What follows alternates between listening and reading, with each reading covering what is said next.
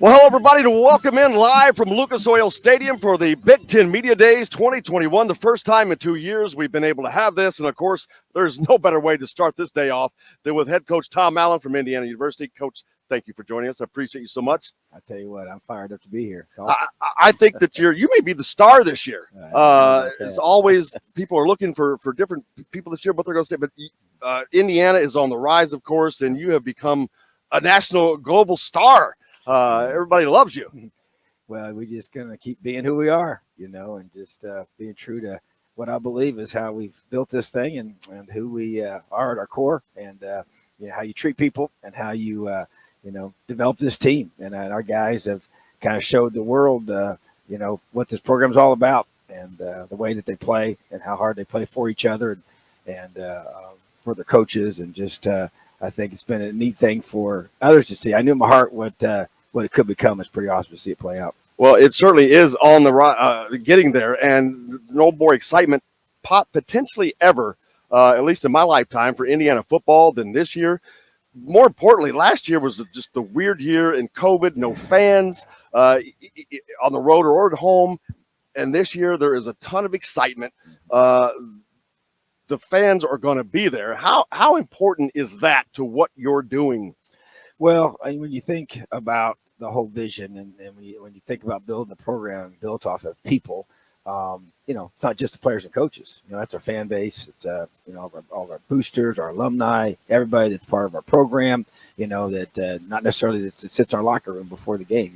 But and those fans play a huge role in that. So to me, not having them last year was tough. And you even think about this event, we didn't even have it. And so it's just it feels so different. Feels great to be here in person, talking to you with out being in front of a computer screen, but just can't wait to have a packed house there at the Memorial Stadium. And Indiana, obviously has been known as a basketball school, basketball state, but that has changed. The Colts, where we are today, have helped change that. They've got a great fan base, and being 60 miles away, that is something that I think that Indiana can play off of. But what you have built and are building, that's what does it, and wins, and the product on the field has done that.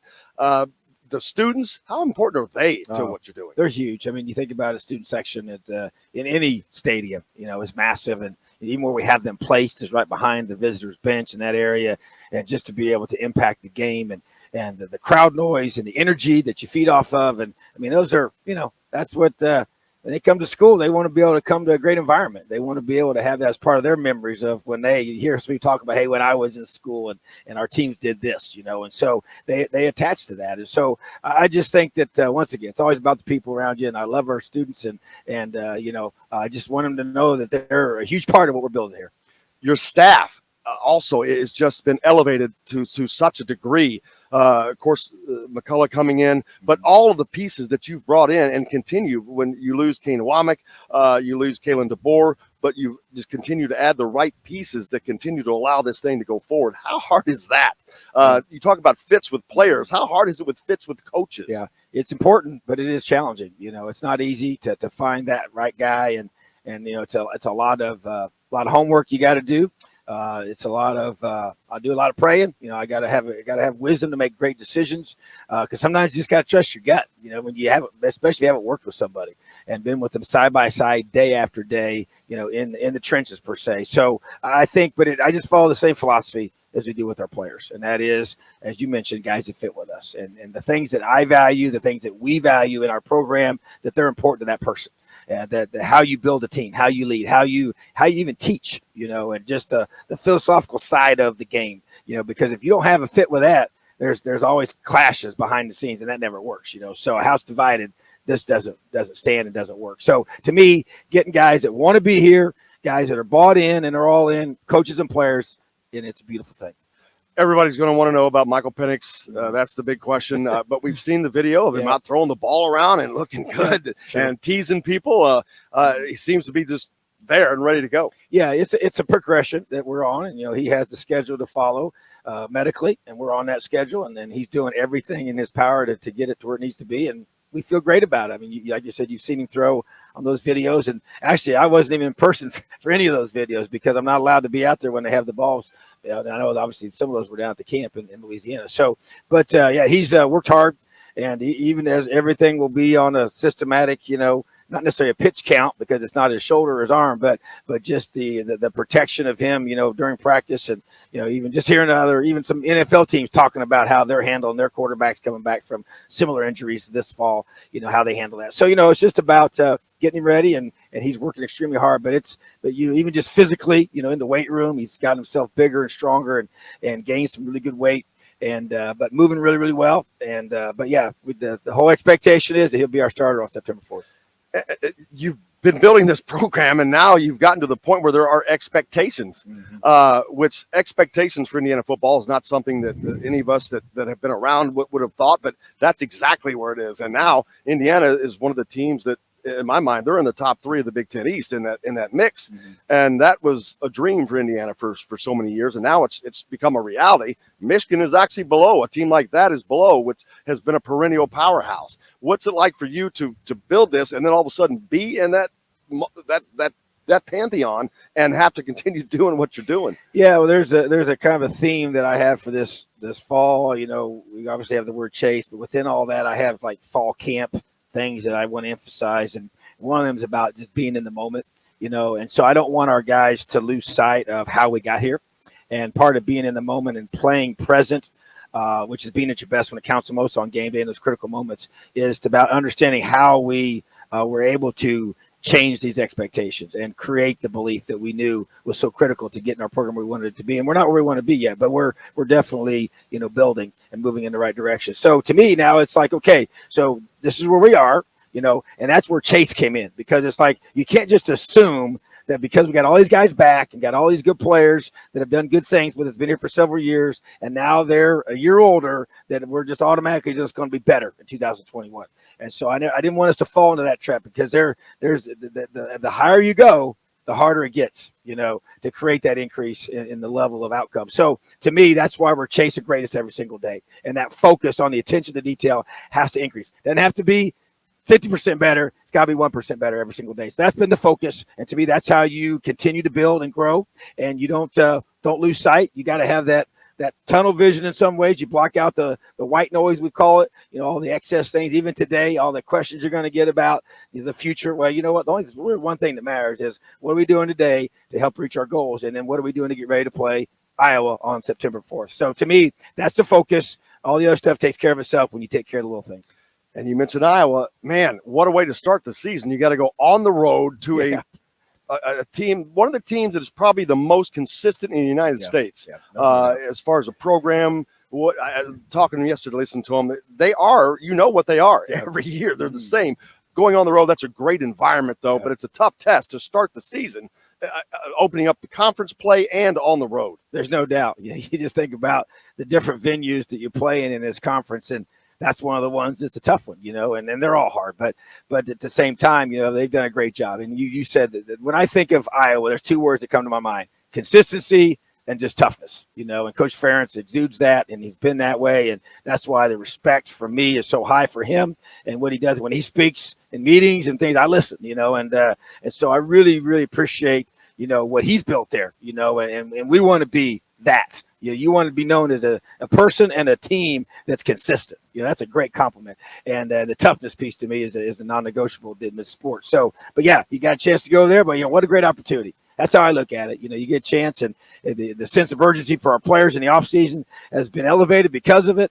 And our guys understand, we played these guys a couple years ago, and they got after us, and so, but this is not the same Hoosier football team that's going to be playing the Iowa Hawkeyes this year. And talk about the schedule itself. This is a fantastic schedule. Even the non-con games, you got an Idaho team coming in with a Petrino coaching.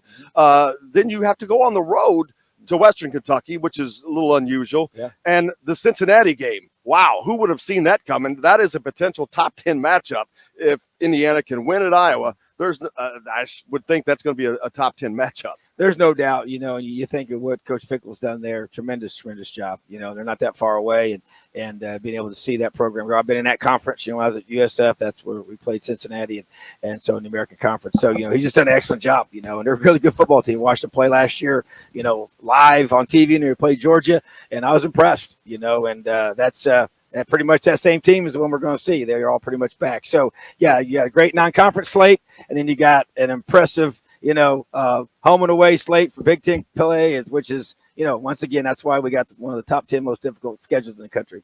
What is going to be success to you for this season? Yeah, playing our best football. And to me, I'm not going to get a number on things. That's not how I operate, but I tell you what, to me, I'm excited about this team. We got a maturity about us. We got some, a lot of guys that have put in a lot of hard work and played a lot of football at this level. And I have high expectations for this team. How high it's going to go, that's up to them. I mean, we got every single week is going to be a tremendous challenge. And so playing our best football every single week and improving each week and making sure we're playing our very, very best at the finish. That's the key. How's this ride been from you? 5 years ago, people outside of college football, if you said Tom Allen, like, who? Mm-hmm. And now you're almost a household name. It's a rocket ride. And you're I've been around you enough that you're so grounded, but how's it still? It doesn't matter who you are. How's it been for you? Yeah, it's crazy, but it's a blessing. It is. But I'm telling you, you have a vision for what you believe you can do at a place. And we're living out that vision. It's we're not completed for sure, but I believed we could do these things at Indiana. I did. And when I got here, I haven't really stopped talking about it in a certain way. May have sounded a little different, but the core values haven't changed. And that's where I don't want to be. I want somebody to say, hey, he's the same guy back when he was a 1A high school coach, in 1992, Temple Heights, in Tampa, Florida. And then because it's about how you treat people. And it is about being grounded. And it is about understanding what's important to you. And when you have that foundation, when things happen, good or bad, it won't rock you. It's just going to allow you to grow stronger. And to me, it's just about being who you are, being true to that. And but I'm excited for our players. You think about the guys we brought in here today. Every one of those guys came to Indiana before we broke through. And so for them to be able to be here and be a part of the turnaround and be able to feel it and see it and experience it and now be a part of this for 2021, man, that's awesome. The recruiting continues to elevate at a level that Indiana has never seen as well. Getting out that the coaches are a big part of that, but you guys have increased your footprint to a level that has never been seen before as well. Yeah. The Florida guys continue to coming. You reach down into Texas now and continue going to places where football players come from outside of your own state. Okay. That has been something Indiana could never do before. Yeah. Well, and when you talk to those players, they're talking about the culture.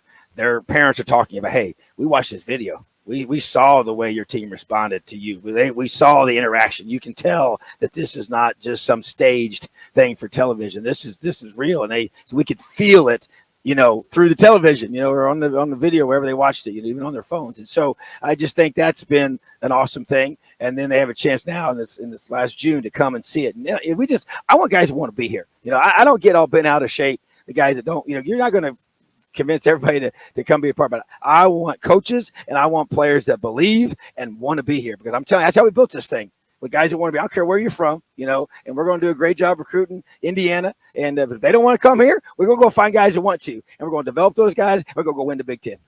The video, the thing that sticks out in my mind was last year. I can't remember what game it was. The video where everybody was jumping on your back. Wisconsin. I remember posting Wisconsin. I remember posting that, and it was real and organic. And I think that's what catapulted Nashville to a lot of people. How long into the future can you sustain that, though? I mean, yeah, I guess I don't even think about that. To me, it's about, someone asked me, hey, what about a certain game? I said, hey, I know them in the words for that moment. Okay, right now, all I know is you be true to who you are, and you build, it the way that is the right way, and you treat people the right way, and you don't compromise your core values. And to me, you stay focused on that. And that's where Earmuffs and Blinders is not just it wasn't just a fatty thing for life. That is, I believe that. And it's for my life, and it's for how we lead, and it's for how we coach this team. And so to me, that has to be at the forefront. And so to me, that you don't ever, it's like your schedule. You don't worry about, hey, you just worry about them one. You only got to play them one at a time.